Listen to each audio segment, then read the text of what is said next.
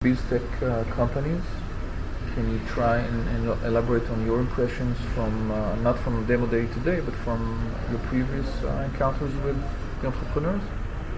I was very well impressed with the energy of and the skills of all the people and how they made great progress in a short time.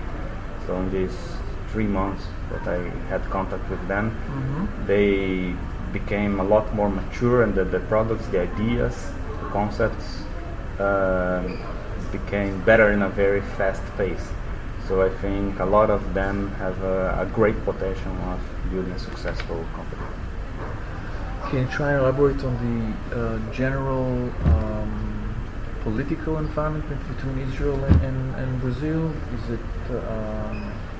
Is cooperation encouraged by the Brazilian and Israeli? Yes. Well, historically, the two countries always had good political relations. More recently, there is a Brazil-Israel Chamber of Commerce that helps to make these connections between Israeli companies and Brazilian companies.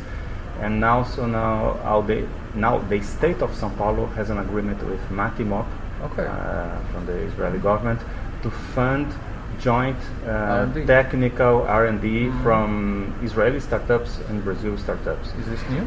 It's new, yeah. The first call is open now, so I think in 1 month they will know that the first ones that will get this grant, and the first time it happens. But the idea is that they'll have this grant given every year. So it's a great opportunity for a Brazilian startup work together with an Israeli startup, and the Brazilian side it's funded by the research agency in São Paulo, and the Israeli side is funded by Matimop. Good. Can you try and elaborate on funding, the Brazilian way and the Israeli way? Yes, I think Israel is more advanced on that side, so the VC market in Brazil is not as developed as in Israel, and also access to the big VCs in the US is more common here in Israel than in Brazil. So we are behind Israel in that sense.